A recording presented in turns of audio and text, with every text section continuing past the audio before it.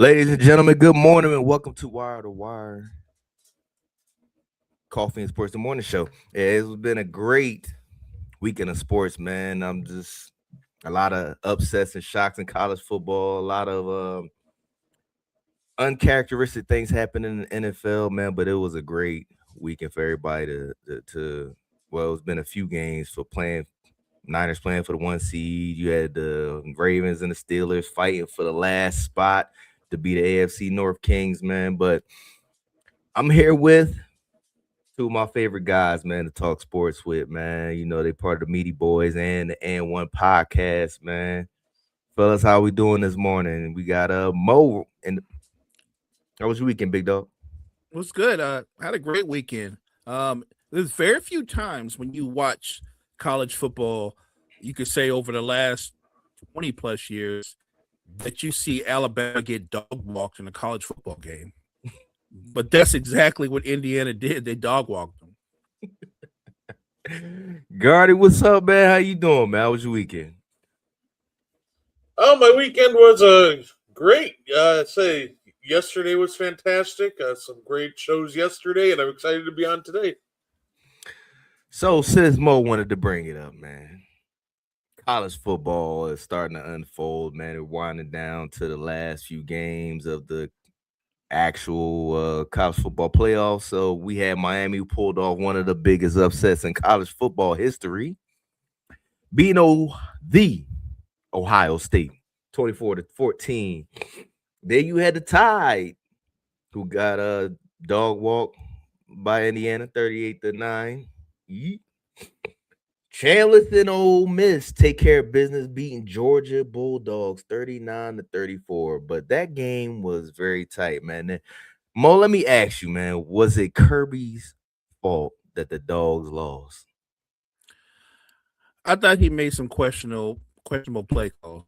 And he's a terrific coach. Like they said, when you're a guy that's got a couple of national championships under your belt, um, the alumni and company, they'll be mad for like a minute and get over it. But as great a coach as Kirby Smart is, I thought he made a couple of decisions that he lived to regret. Hmm. Gardner, what you think, man? Kirby's fault this game, or them losing this game? I'd say no. When you lose a game like this, it's normally a team effort. So he definitely shares some of the blame, though. Unfortunately, you can't always be perfect. So made some unfortunate calls right at the end. It didn't work out in its favor. So they'll be back next year, but it's quite the game. So we also had Oregon who puts up a shutout against Texas Tech 23-0. But Mo, first up on the next docket, we got Oregon versus Indiana, man. Who you got winning this game? Um, I'm going with Indiana's defense. A lot of people talk about the power of the SEC, the SEC, but Indiana's defense, the way they play, the way they attack, the speed, they play like an SEC team. In this particular college playoffs, I think Indiana's offense will do just enough. Their defense will carry the rest. I'm going to go with Indiana. Guardy, who you going with? I'd say I think I'll go with Indiana as well. Yeah, I think Indiana gonna take that one as well, man. Next up on the docket, we have Ole Miss versus the U, aka Miami. Guardy, who you going with? You know what? I'm gonna go with Ole Miss. You going Ole Miss? Oh yeah, Going with Trinidad Chambliss? absolutely. Mo, who you going with? I'm going with Ole Miss too. I think that look, Chambliss is a really entertaining, exciting player and a playmaker as a QB. But I think the team as a whole is motivated because of everything that went on with their former coach Lane Kiffin. So, as much as I respect the U and the great upset they pulled off last week, I'm going with Ole Miss. Going with Ole Miss. So that leaves us with the prediction of y'all saying that it's gonna be Indiana versus Ole Miss in the Big Boy Bowl. Mo, who's winning the Big Boy Bowl? You know what the crazy part is? Because I wouldn't know this. I can't look in the history books, but I have to think that when's the last time Indiana's played for a national championship? Like, yo, if ever. So, I mean, this is basketball. They put, they play for something, but I don't think never. Yeah, years ago. Now they get stomped, but sure. No, I think football wise, this is huge for Indiana and this opportunity. Like, you don't know how many times he's going to come around. I just think this is one of those things. It's a great run. It's a great moment. I'm going to go with Indiana. Going Indiana. Gardy, who you going with? I'll say, you know what? I'll pick Ole Miss to take it home this year. Ole Miss and Moga. Yeah, y'all heard it here. Moving on, I want to talk about a few things in basketball before we head into the NFL playoffs. It's winding down. Gardy, I'm starting with you, man. The news that's tumbling down. Trae Young is leaving Atlanta. Where is he? Where you think he's going to go and where he can fit? Because I'm sure he want to go to a contender. What's your thoughts? He's going to want to go to a contender, but I'm not sure exactly which contender's giving up the assets to really get him. That's kind of the question. Ironically, there's the first rumor was that actually Washington was looking to make a deal for him, which is an intriguing one. So I could very well see him going to a team like Washington where he can still play freely and play with some really young talent, and that could be intriguing. But I don't see him really going to any serious contender because you're going to have to give up $45 million in salary to acquire him, and then you have the issue of he can't play off the ball. His defense isn't, it isn't there. You would need a certain defensive structure to really keep up with him. So I truly think that, and if he does get traded, it will be to a team like Washington, and then next contract, if he wants to, then he goes to a contender. I don't know if he's gonna go to Washington, man. I think he want to play for a title. That's why he want to leave, Atlanta. So I don't think he gonna go to Washington because they not winning nothing. They're not even gonna be close to it. But don't you think the trade would probably be a bit less taxing on the other teams? The simple fact that him and his agent publicly are, announced that they're seeking for a trade. So which means other teams should have leverage to get Trae Young now, right? I mean, still making $45 million. That's still a lot of salary to match. Yeah, I think that's right. I think Brett's right that he's probably going to end up going to a bad team, a non-contender. But are there contenders where he could potentially fit, and his shortcomings are offset by his strengths? Sure. The first team that comes to mind is Minnesota. Minnesota's desperate for another shot creator and a playmaker. He fits the bill on every level for what they need. And you could talk about his shortcomings on defense, but two of the top 5 players in basketball don't play defense. You know what I mean? Like we can cherry pick who we want to cherry pick who don't play defense, but Joker, they go, well, he's not a good defender. It's easy being a great center in an era where there are no great centers. So let's keep it a buck. Like who does he have to deal with defensively on a nightly basis? Right? It's very rare that he goes up against a center who has the ability to drop 25 a night or whatever, make him work. So he hasn't improved as a defender. The quality of guys he guard has gone down. Look, Mike Conley hasn't played defense well the last couple of years because he's gotten older. He's past his prime. Can you hide a Trae Young? Sure, you can hide a Trae Young the same way you hide Steph or try to hide Luka or anybody else that's a subpar defender. I don't know what assets Minnesota would have to give up, but if you don't want Anthony Edwards eventually clamoring for a trade himself, you're going to have to go out and get him somebody else that can take some pressure off of him. I'm not saying it has to be Trae Young. I think Minnesota would be fine if they could pull off a deal and get somebody like Jordan Poole or Malik Monk, but you have to get someone else out there that can create when the plays that they call don't work, somebody that can make something out of nothing. And there are not a lot of guys available that can do that. You know what the problem is with Minnesota? It's too cold out there. The snow blocks your door, your entire door, man. You got to dig yourself out from inside of your house. Nobody wants to go there with that, man. That's the problem. No, But I'm not. Look, I'm not saying he wants to go there, but like, here's the thing: you like, it's not a secret. Like him and his agent are like, "Yo, we want to trade," but they said, "Yo, we want to trade." After Atlanta said, "Yo, we're probably going to trade you." You know what I mean? Like that's one of those. I'm not fired because I quit. Like you know what I mean? Like they were already. You can already see Trae Young quit on the court, man. He don't look like he got no life to play ball. Well, look, Atlanta probably feels the same way. They're like, "Yo, we were playing well, and then you came back, and all we do is lose." Like, yo, we was trying to move you anyway.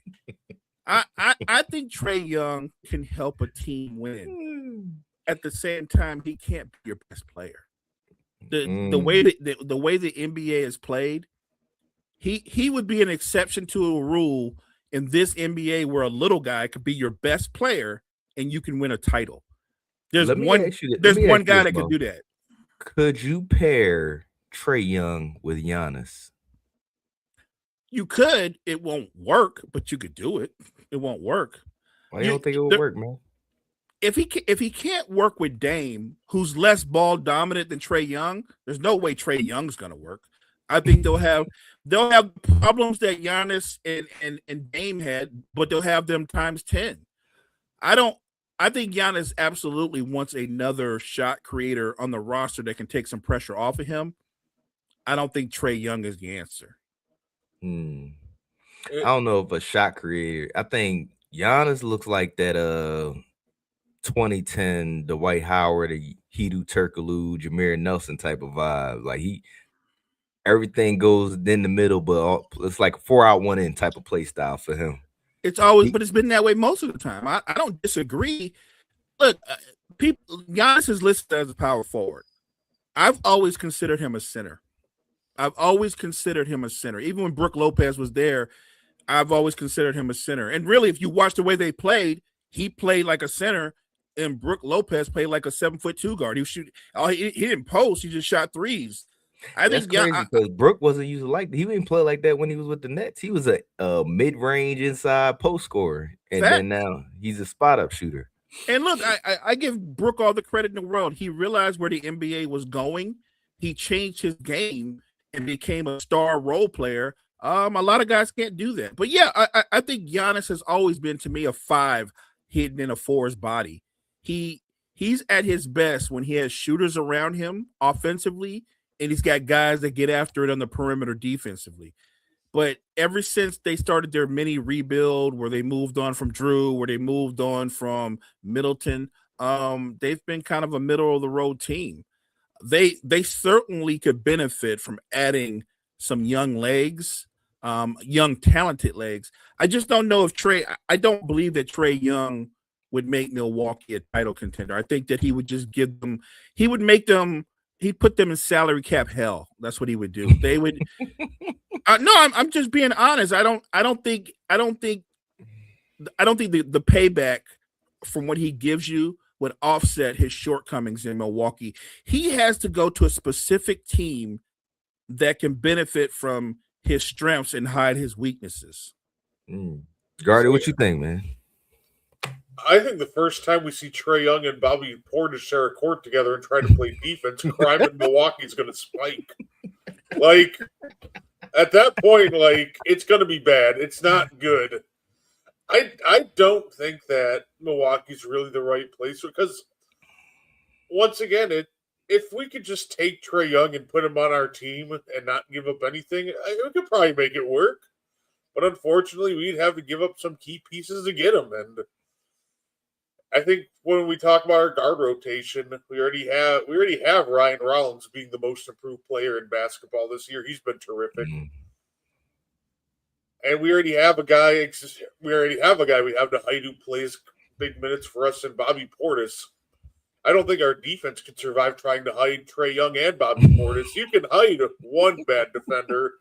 Trying to hide 2 is just an absolute disaster. So, I mean, but you play in the East though, so all you gotta do is outscore the other team, right? Right, Gardy?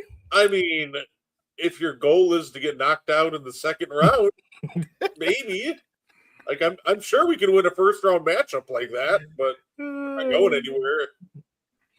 Oh man. What? Just for the record, chat, this is not Trae Young slander. He's a talented guy. I'm not telling nobody he's not talented, but I think that he has a unique skill set. And just go, if you go through the contenders, Carmike, go through the contenders. Like, who in the West would want him in terms of what he would do for them? San Antonio doesn't need him. Oklahoma City doesn't need him. Denver, that wouldn't work because they have Jamal Murray. That's not a good fit. Like, you could go down the list of the contenders. The Mavericks could use somebody like him. But Jamal Trae Young's more healthy than Jamal Murray. Hey, can you can swap. Your Lakers. How about that? Nah, we good off that. We already got Luka. I mean, Luka battling with 50, 60-year-old LeBron, who's trying to start coming back and be ball dominant. Like, bro, just go ahead and keep playing your background field. We honestly, you know what? I would like LeBron, since he brought it up, I would like LeBron to take a more Magic role. You know what I mean? How Magic was a super facilitator. Like, just go that route, man. Just stop trying to score the ball because it looks bad. Few of those times he traveling with the ball, man. Like, I don't know what LeBron do. He like that old man that used to come into the courts with the boots on, trying to play against young kids and beat them up. Like, I don't know. I think he's still playing well. I just think that, and I'm not against your idea that you want him to play more of a Magic role, but you can't play a Magic role when you play with a guy like Luka. You can't be Magic when the other guy dominates the basketball. LeBron's problem is it's not, he's getting older. He's not quite the player that he was, but his biggest problem, he'll never say it, is it's not easy playing with Luka. It's not. Like Luka is listed as a point guard, but in reality, is he a point guard? Absolutely not. He's a ball dominant small forward, but they list him as a point guard. It's not easy playing with somebody that dominates like LeBron is always the one that dominates the ball, but he keeps everybody involved. It's a very challenging thing to play with a guy like Luka who pounds the ball like that for 22 of the 24-second shot clock. Like, it's challenging. And you talked about bad defenders, Brett, trying to hide one or two. The Lakers have four bad defenders in their starting lineup. Try hiding four guys. Hey, apparently the answer, according to DeAndre Ayton, is get him some more looks. He's the big man in the post. Let's move on, fella, to the next one. We gonna switch to the NFL guard. I'm gonna start with you. The Falcons have fired their head coach Raheem Morris, man. Good. Their GM and their CEO. Do you think the Falcons should have fired Raheem? Yes. You got knocked out 3 weeks ago in a division where the division winner went 8-9 on a team that has talent, apparently enough talent that you traded this year upcoming draft's first round pick to acquire more talent because you were just an edge rusher away.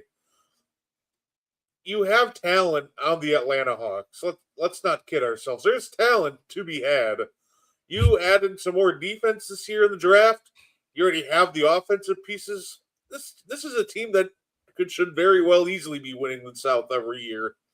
But year after year, story of Raheem Morris's career, his team underachieved. So it was absolutely the right call. Let me ask you this, Gardy. Do you think they underachieved because Kirk Cousins started taking over, or do you think they would have played better if Penix was still there? Tomato. Like, say Penix has the accuracy. Cousins can barely move, but when he gets rolling, he's still very accurate. I don't think there's that much of a difference between either quarterback, so I don't think it's really that. I just think that coaching was a problem. They had predictable play calling all year. The master of the screens. Mm-hmm. I would say this. If Raheem Morris deserved to get fired, you can make that case. Remember, he's not in tenure. Like, this isn't his 5th year as Atlanta's head coach. This was, correct me if I'm wrong, this was year number 2, right? Mm-hmm. So they go 8-9 in year 1, unsettled at the most important position in football, quarterback. They come back and they have high hopes for Penix. But the reality is, if you watch Atlanta play, Penix doesn't look ready. It can't be the head coach's fault that your quarterback's not consistent. You know what I mean? Like I've already heard all the excuses like, well, John Harbaugh can't control the fact that Derrick Henry fumbles or Lamar is not that act.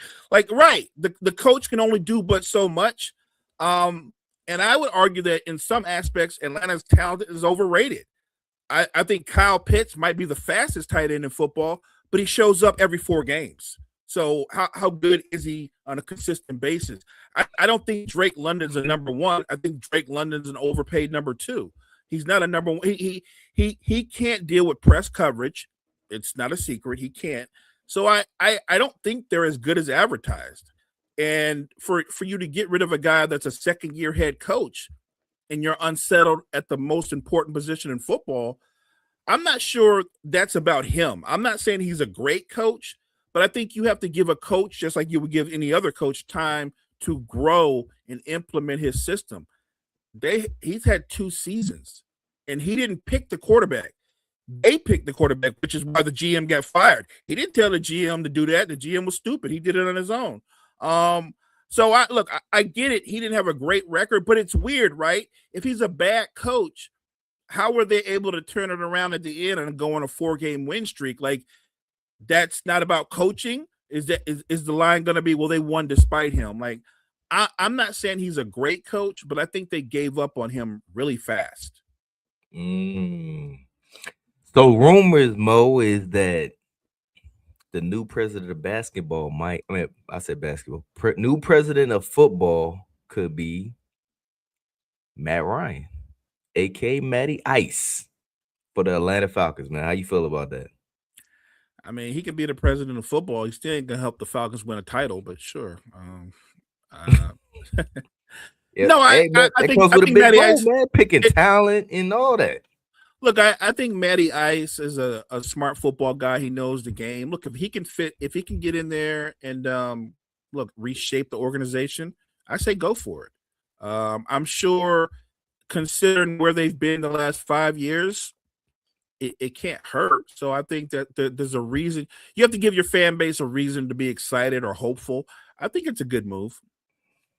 Guardy, what you think? Yeah, I think that would be fine. Hopefully he can identify some more talent for the team. Like I said, this is a team that should very well win the South. This is a division where if you win 9 games, you're probably winning the whole thing, which has reigned true every year. Todd Bowles was just flexing that I've won the South the last 3 years, as he's won like 8 games in 2 of those. Man. So it's one of those things where I agree with Mo in the sense that this would get the fan base like really hyped up and excited, and Matt Ryan seems to keep in touch with the game, and I think he'd be a fine evaluator of talent. So I think it'd be an interesting call. It's better than Miami letting Mike McDaniels help with the GM search. Man, NFC South is so bad, but I want to ask you this, Guardy. What do you think of Tyler Shuck's play for the Saints for the season? I think if Tyler Shuck was in a bigger market, he would be the front runner for Offensive Rookie of the Year. Like him and Ted are definitely should be number 1 and 2. Ted had a great year, but I think that Shuck also had a fantastic year. At the end of the day, I've been telling people all year, Tyler Shuck's been a lot better than you realize. And I think especially when we're talking about the Saints, on a team that's really just depraved of offensive talent outside of Chris Olave and like 85-year-old Alvin Kamara, he performed really well. I thought he did awesome. He did a lot better than expected, especially blew me away. I thought he'd be the worst quarterback in football. I was completely wrong, and I'll admit it. And he played like arguably the best rookie quarterback in football. So give him all the credit in the world for that. Mo, what you think about Tyler Shuck's play this year? I think he played well enough to where he completely derailed what the Saints were going to do this offseason. Because I think they already assumed we're going to be looking for another quarterback. I don't think they're looking for another quarterback. I think they found their guy. Now it's about putting the right pieces around him. That's how well he's played. And look, you got to give credit to the coaching staff, the QB coach, the OC. But this kid's got talent. And we talked about giving fan bases hope. I don't know how Saints fans cannot have hope going forward. Mo, since you brought up a coach who has not had time to implement his system, you know he was going to go to it. After 1 year with the Raiders, Pete Carroll has got fired, man. Do you think it was too soon? I was concerned about that hiring, not because I didn't know if Pete Carroll could still do it or not. Remember, Pete Carroll's not a young man anymore. I think he's in his early 70s. But bringing in Pete Carroll, allowing him to bring in some of his people, in the bigger picture, it's a Raider move, right? It's a Raider move. If you know the Raiders and you know their owner, Mark Davis, who's an idiot, it's a Raider move. I think firing Pete after one season is stupid. Unless he was like erratic in the locker room or giving the front office problems, you hire a guy to coach, you got to give him at least 2 or 3 seasons to implement what he's trying to implement. We talk about why we ain't gonna give Pete 2 or 3 seasons, man? No, I'm not arguing that. I said that. I think that they gave up on Pete real fast. And let's be honest. Look at the Raiders team. What do they have on offense other than at the tight end position? And maybe Genty's going to be a star running back. Maybe not. We'll see. But they didn't have a lot to work with. I'm not gonna lie to play. The Raiders played better last year than he did this year with who was it, boy? O'Connell. O'Connell. That's true. That's true. And maybe that's why they're not bringing Pete back. They're holding the fact that Pete brought Geno with him against him. and that's probably why he's fired. Geno got that man fired twice. Geno had an MVP season in Seattle, man. I mean, and not with Pete Carroll. Yeah, that's true. Now Pete Carroll. What you think, Gardy? Was this the right move to fire Pete Carroll, man, after one season? So, I think this one was fine. I had qualms about this hire from the beginning. Kind of like I had qualms about the Raheem Morris hire from the beginning. Raheem Morris was just him ripping off 4-win seasons as a coach in Tampa Bay with one very outlier season. So I just never thought he was a good coach. Pete, I do think part of the problem is it takes time to rebuild the culture from scratch. And I never thought he'd be around long enough to really do that. He's already 74. Like, we knew he didn't have a lot of years really left to coach. That being said, the team looked like they quit on him. There was no effort. Like, these games weren't competitive, and that's kind of the problem.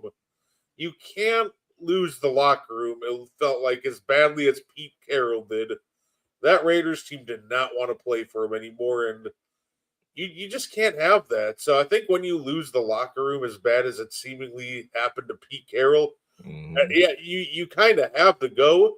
And not to mention, you're bringing in a new quarterback. What's the old saying? Marry the coach to the quarterback. Mm-hmm. So I think it's a good idea to get a new coach, marry him to the quarterback, and start fresh that way. See, that goes back to my point, though. So if Pete's married to Geno, that's why he's fired. You know what I mean? Gardy, we got AFC North Kings on the line, man, and the Ravens lose with a field goal by Luke, 26-24, man. What's your thoughts on the game? I think some people are idiots, and here's why, right? Everybody wants to fully blame Tyler Loop for that loss, and yes, he missed the field goal. He technically lost the game at the end. But that being said, my thing is, you got to think about how many games, like Justin Tuck or Adam Vinatieri, won for. Adam Vinatieri won a lot of games for Manning and Brady. You know what I mean? Or field goal. You know what I mean? mean, So we can't blame Luke for this. you can give him some blame, but also using him to scapegoat the fact that Derrick Henry only had 6 carries in the second half. You're using him to scapegoat the fact that the Ravens defense had a week to prepare for a Steelers offense without DK, getting burnt toast by Calvin Austin, Kenneth Gainwell, and the power of friendship. Not to mention, the Ravens doubled up the Steelers in penalties. They were insanely undisciplined all night.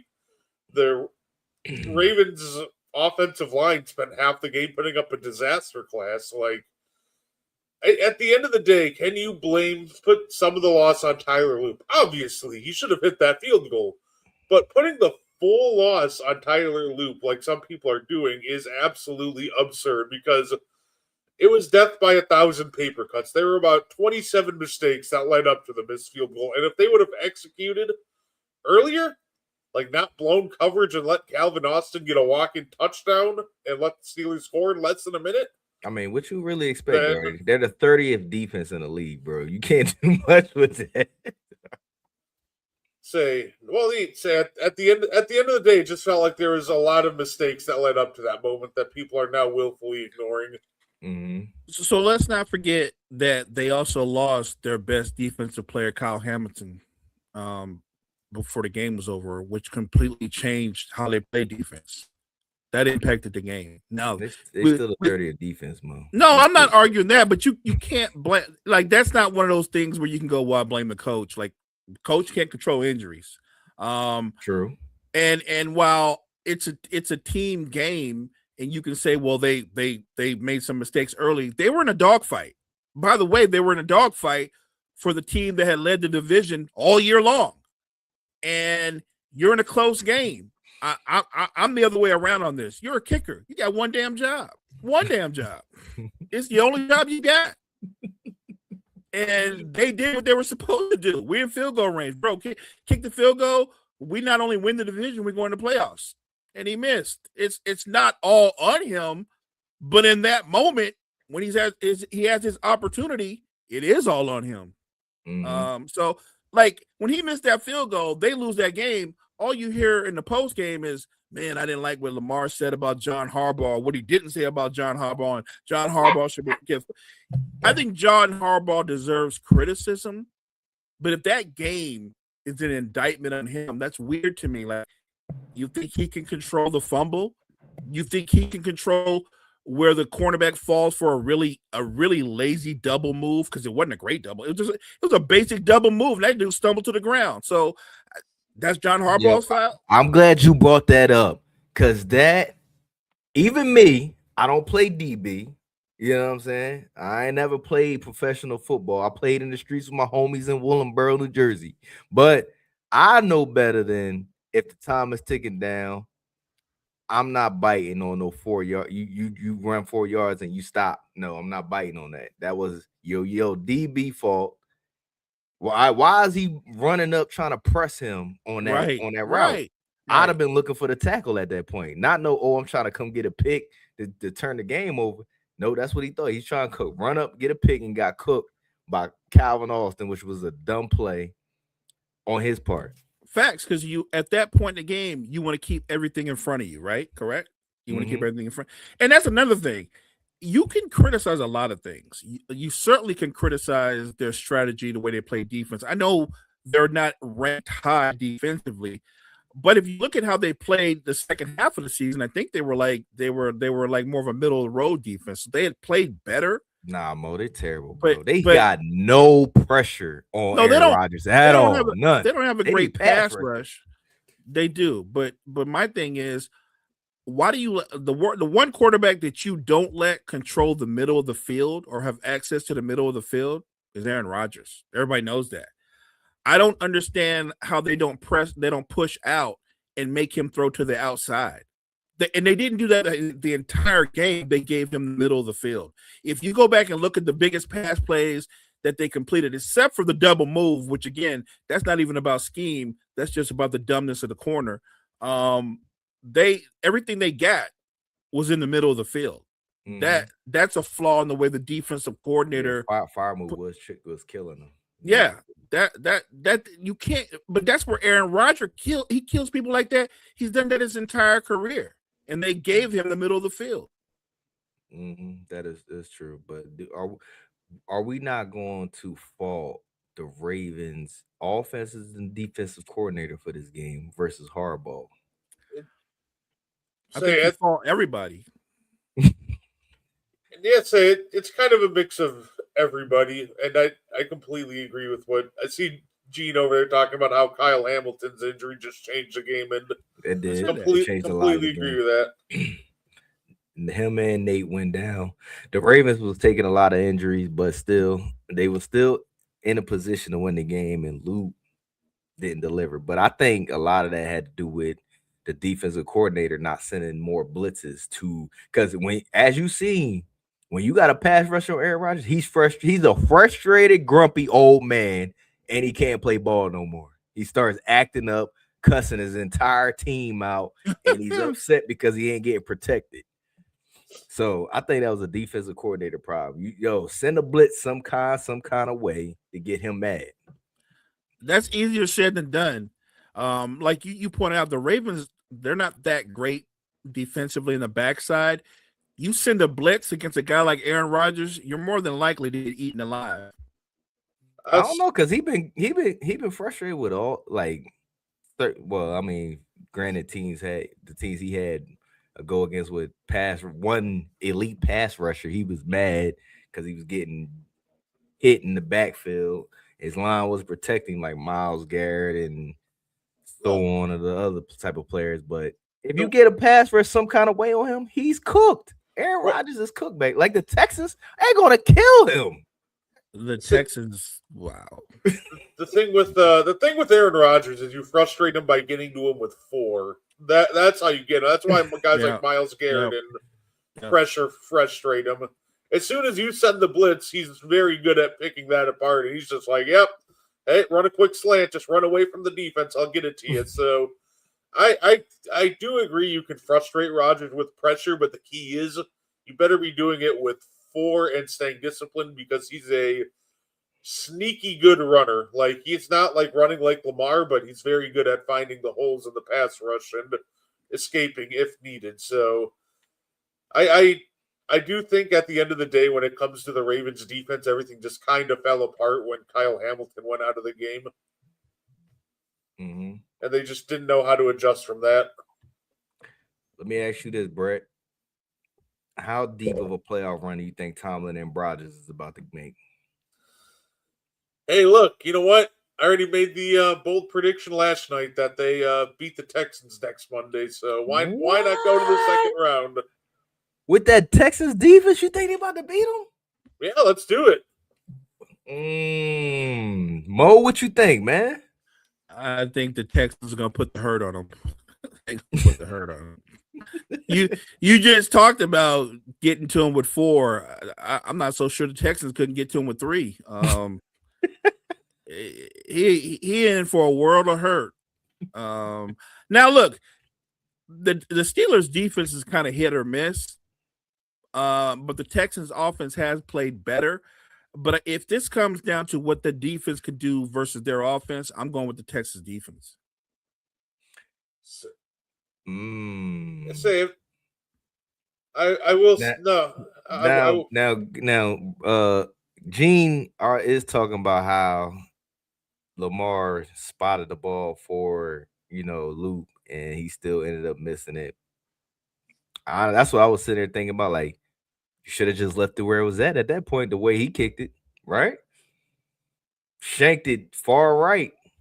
Man, I was gonna say I do agree with Gene in this sense, right? Like, you just watched the wind take Boswell's kick wide. I definitely think you should have ran another play. I probably would have ran something like an RPO and let Lamar keep it, and then just slide down before contact, so you avoid the fumble. So I definitely think another play should have been ran. You should have learned what you just watched with Chris Boswell. It's kind of part of the reason why I definitely said coaching is kind of big to blame for this loss at the end of the day, especially in that situation. you have to learn from what you just witnessed like less than a minute ago. So unless if Harbaugh has the memory of a goldfish and forgot, like the fact is he messed up big time. I wonder how many times John Harbaugh has spoken to the kicker this year. How many conversations you think they ever had? He probably don't even know his name. I'm only saying that because you got special teams coach. You got a lot of people supposed to be talking to this guy outside of the head coach. It's not John Harbaugh's fault that this guy looked like Scott Norwood Jr. He just missed the field goal. Now we're talking about where it was placed. Dude, you got one job. One damn job. Kick the goddamn ball. Like, come on. That's what I'm saying. You know, and you practice that one job over and over and over again. You don't tackle nobody. You ain't in no scrimmages. You don't do anything. You got one job. True. It should have been an easy chip shot for him, man. And I know one guy who talked to him. Apparently, Lamar yelled at him after he sent the kickoff out of bounds. Well, I do disagree. I at him too. Well, no, I think that's a mistake to just sit there yelling at. You don't want him to get into his head. Now, Gene want to ask if it was a 33-yard field goal, would he have made it? It depends. That pressure is not something every kicker is into. There are certain kickers that are just built like that. Adam Vinatieri, you had David Akers for the Eagles. You had Justin Tuck, who saved Lamar a lot out of and to get into playoff or win games. Like, dude, Tucker was kicking sick. That's probably what it was.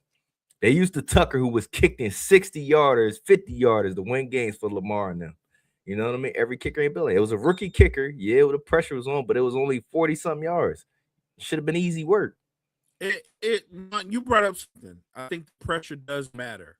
It does, and it could get it. Not everybody's built like that. He is a rookie.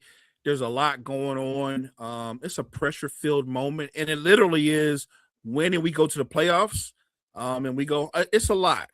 He didn't lose the game, so let's be clear on that. He didn't lose the football game. He missed an opportunity to win the game, but he's not the reason they lost that football game. So how much of this are you blaming on Lamar?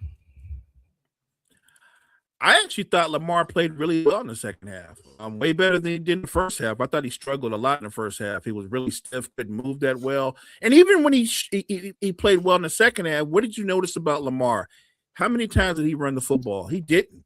He really couldn't move. I gotta give. They were shutting it down off the edge, and I don't think Lamar. Well, he can't run. He's with not that healthy. Hamstring injury, he don't got the same top end speed he had to get around there. And I've been saying that the hamstring clearly was an issue because he stayed in the pocket by design. He wasn't trying to take off. Now, do you really think it was an injury, or do you think it was Michael Vick and him to tell him he need to be staying in the pocket throwing the ball so he can have a longevity career? Ain't nobody listen to Mike Vick, man. You can't listen to him. He stayed in the pocket because he wasn't physically able to do what he normally could do. You can tell when if you've ever had a hamstring. I've had one. I'm sure you have. If you play sports. Mm-hmm. It takes forever for those things to heal. And while you're waiting for it to heal, what you don't do is you don't push it. You don't go from jogging to a full-born sprint because you don't know. And I think that Lamar was playing cautiously. And I can understand why he did that. But when you play that way, that's a completely different Lamar Jackson. I thought he played well in stints, but you didn't get the full-on Lamar Jackson because full-on Lamar Jackson, he's a dual threat. The guy you saw last weekend basically stayed in the pocket. Yeah. Now everybody keeps saying, "Yo, they only ran Henry 6 times or so in the second half." But did y'all not see that the Steelers started stacking the box? Like the little runs he was getting, he wasn't going a bit far, maybe 3 or 4 yards, and like. At that point, you got to start throwing the ball, right? Am I correct? Like, if they stack in the box because they know, hey, we can't stop Henry without not stacking the box. So that leaves we're going to let Lamar win this game. Just like how everybody played, like the Chiefs. They played us to stop Saquon was running amok on everybody last year. The Chiefs came in, we're stopping Saquon. Jalen Hurts going to have to win this game. You don't think the Steelers came in with that same mindset against Derrick Henry No in the second half? Especially after what he did in the first half. Their strategy was simple. Lamar's going to have to beat us with his arm, because they knew he wasn't a threat with his legs. They said Lamar's got to beat us with his arm, and I thought, like, again, he had some throws where you were kind of impressed with what he did, but I think the Steelers' strategy paid off. You took away King Henry and put it all on Lamar Jackson's shoulders, and again, close football game, could have gone either way. But at the end of the day, the Ravens, the bigger picture, what are we going to say? The Ravens underachieved because of all the talent they have on that roster. And once again, Mike Tomlin is in the playoffs. Here's the funny thing. Wasn't it just like 3 weeks ago? Wasn't it like 3 or 4 weeks ago they were like, fire Mike Tomlin? Steelers Nation was saying fire Mike Tomlin. There's no more fire Mike Tomlin? We good now? No, it's no more fire Mike Tomlin until after they lose in the first round. There's gonna be like fire Mike Tomlin. You know, and I know they're gonna lose in the first round. And after and as soon as they lose, or maybe like while they're losing, fire Mike Tomlin. Let's move on a little bit here. Guardy, Sam Darnold has 2 seasons, man, with 2 different teams, man. 14 wins. It's only a select few quarterbacks that have done that. One of them is Brady. Do you think Sam Darnold can be trusted in this playoffs? He's a Brady conversation, so he's the GOAT. Yeah, of course. The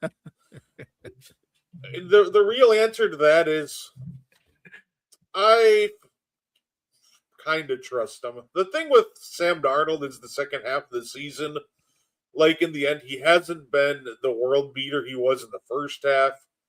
Over the last few weeks, I'd say last time I checked, it was like a 9 touchdown to 9 interception ratio. And we kind of saw what happened last year at the end of the season where he kind of unraveled.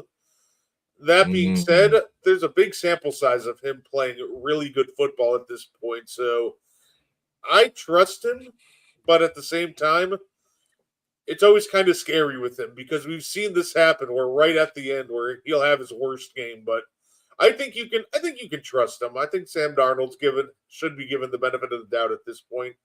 Leading a team to two different teams to 2 straight 14-win seasons. That's impressive. Oh, what you think? I think they won 14. I mean, it is an impressive stat. And I'm not trying to kill Sam Darnold. But a lot of guys are built for the regular season. Not everybody's built for the postseason. How do I know that Sam Darnold basically isn't just a younger version of Kirk Cousins? His teams put up big like in his peak. Kirk won a lot of regular season games. Didn't they get the postseason? And he didn't win a lot of postseason games. We'll see. Definitely a regular season 4,000 average passing yards guy. Right, and we're gonna find out. And remember, the team isn't built around Sam Darnold. The team is built around his defense. Sam Darnold and that offense is a complement to what they do defensively. I don't know, man. Jigba was nasty this year till the second half, and everybody was like, you know what, we playing Jigba. You gonna do something else? Yeah, Jigba's a talent. I'm not denying he's a talent, but their offense is. It's one of those things where if they can run the football, suddenly Sam Darnold's a different quarterback. When they like last week, they just ran the football down the Niners' throat, and there's nothing the Niners could do about it. And then when they came up and put 9 men in the box against the run, Jigba and Arnold took them apart. So I think Seattle has a good offense. But when they go up against one of the better teams, I'm going to question what Sam Darnold does in the postseason. Let me ask you this. Do you think the Niners, because you all know Robert Saleh and Kyle Shanahan has been absolutely amazing this year for the Niners, man, going. So do you think he wanted to see what the number one, the NFC, the first team would do? So when the playoffs come, if y'all run into the Seahawks again, Robert Saleh knows what to do. He didn't want to put his cards on the table right now for this game. Nah, I think he put all his cards on the table. He just if you've been following the Niners, they don't have a lot of cards. Like, you know, there's 52 cards in the deck. The Niners probably had like 38 left. So I think he put all his cards out there. He just didn't have a lot of good cards to play. If he was playing spades, he had no aces, no kings. So Look, I think what Robert Saleh has done, when you look at all the injuries, is I think you beyond got Big Joker though. C Mac, Big Uh, Joker. no, look, C-Mac has had a great year. He has, but I think it's come at a price because here we are going into the postseason, and he's probably as unhealthy as he's been in a long time because he just took a beating over the course of the season. It's the offense has been C-Mac or bust. They don't do a lot on the outside with the wide receivers. They rely a lot on C-Mac, Kittle. The offense is a good offense, but if you press Brock Purdy, he's gonna turn the football over. Brock's gonna turn the football over. I think that the fact that they don't have a pass rush, it's difficult to see any team. And I'm not picking on my Niners. I'm just being realistic. Any team that doesn't have a pass rush is not going to go on a deep playoff run. Guardy. The Browns have fired their two-time NFL Coach of the Year, Kevin Stefanski, man. 6 seasons, 13 different quarterbacks. He with a 45-56 record, man. How you feel about the Browns firing Kevin? They probably thought they needed a new voice in the locker room. It's one of those things where we always thought we're talking about that possibility, and at the end of the day, he's going to be the top coach on the market for sure. He's going to be up there, but I guess the Cleveland Browns thought he wasn't the right coach for them. So at the end of the day, it is what it is. It's kind of a difficult situation to judge, right? Like, unless he lost the locker room, which I guess is a possibility. You're talking about a guy who, he was competitive. He made the Cleveland Browns a really competitive team, but they weren't winning games, but they didn't really have the offensive talent to win games. So it's just a weird situation over in Cleveland where I'll be curious to see who they bring in as their next coach, because it feels like the talent, they're starting to finally stack up some talent. They just got to find some answers at quarterback, receiver. Like, there's questions still to be answered, but they have the talent on defense. So I'm curious to see who they bring in next. Maybe a more offensive-minded coach. Mo, what you think? I think whoever you bring in, though, Brett said this early in the show, marrying the coach to the quarterback. Well, this coach is going to come in and go, this ain't my quarterback. I didn't draft this dude. Like, I think the new coach brings more questions than answers to Cleveland. Let me ask you this. Do you think they're going to want to look for a coach to pair with Shador? Because Cleveland loves Shador. The fans love him. He does have a strong fan following, but look, I mean, I think Shador got the locker room too, man. He can have a strong fan following, but I don't know. If I'm a coach coming in, I don't know if I'm convinced that he's my guy. I don't know. If I'm a coach, at best, I would say that we're going to have an open competition at quarterback. So I was going to say, when it came to Shador, that's kind of what I said about him too. It was, I don't think he played well enough to just walk into the starting spot next year. I think they got to bring in some competition for him. I think the only coach that you can marry to him is his dad.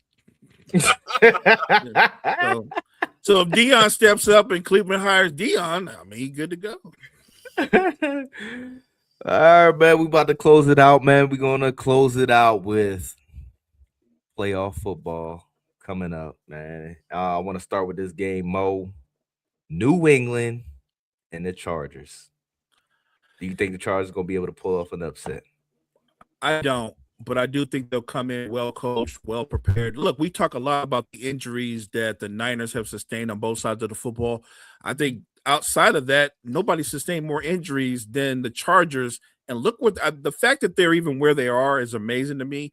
I just don't think they have the horses on both sides of the football to compete with the Patriots.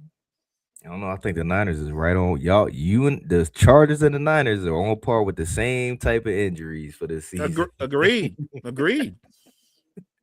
But Guardy, what you think, man? Patriots, Chargers. Can Herbert pull it off? I'd say I would love for the Chargers to win. I would love for them to pull it off. That being said, I think this is the part of the season where the injuries become too much. Like, you're not playing the Raiders on Sunday at 1 p.m. now. It's time. You're running into New England in Foxborough in prime time. It's the playoffs. I think they did a great job getting by it, and I think they'll still keep this game competitive. But I think we're going to get to the point now where the injuries are just too much to overcome. So I think it's just New England's game. Guardy, Jacksonville and the Bills. Can Jacksonville pull it off, man? I'm pretty sure the Bills are probably the favorite. I haven't looked yet, but I'm sure the Bills are probably the favorite, even though they're 6. Yeah, no, I'm riding with Buffalo. I think they'll be able to dominate the game with the run. You don't think the Jaguars could take it, man? They got a top 5 defense and a top 5 offense. Oh, I think they absolutely can take it. I don't think it's a lock. I think with Cook and Allen, they can keep the defense on the field for long stretches. Keep Trevor Lawrence a little cold on the sidelines. I think this might be the most fun game of the weekend, though. This is going to be stupid entertaining. And if Jacksonville wins, it wouldn't shock me. But you know what they say. Nobody circles the wagon like the Buffalo Bills, so I'll take Buffalo on the road. Mo, what you think? He took the words right out of my mouth. I'm going with Buffalo and crazy. Look, I think Buffalo finds a way, and I'm also agreeing with Brett. This might be the best game of the weekend, the most entertaining game. This might end up being a shootout. We might get 35-33. I think it's gonna be an exciting football game, but if it's gonna be a shootout, I'm gonna go with Josh Allen and James Cook. Mo, Pittsburgh Texans. Good season for Pittsburgh. It's over. Guardy, what you think? Can Pittsburgh pull up an upset? Told you my bold prediction was Steelers stun the world next weekend and upset the Texans. So I'll stick with it. Y'all can call me an idiot next Tuesday if I pop in, but yeah, here first. The Steelers are going to the Mile High, man. The face Denver. Texas is done for the year after this game. Guardy, Green Bay and the Bears. You know the answer to that. It's go Pack Go. Not your fan answer. Realistically, give me a realistic. Do you really think y'all about to take this one? I think realistically, the Chicago Bears have led the Packers for a whopping 0 minutes all year. So they won one. It was just poor execution, and we deserve to lose that one. That being said, the Packers have been very good against the Bears all year. They literally have not trailed the Bears all year, right? But except in overtime. You're missing one key component to your team this year. Yeah, Micah Parsons. Yeah, but we were beating them without Micah Parsons the second time for 4 quarters. We just couldn't finish the job. I think the Bears are a very good team. They've been all year.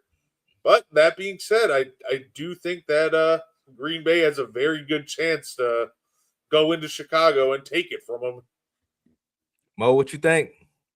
I think the Bears can run the football. They'll win the game. It's that simple. If everything is put on Caleb Williams' shoulders, and Green Bay takes away the run game, I would go with the Packers. I'm going to lean towards the Packers anyway, even though they're minus Micah Parsons.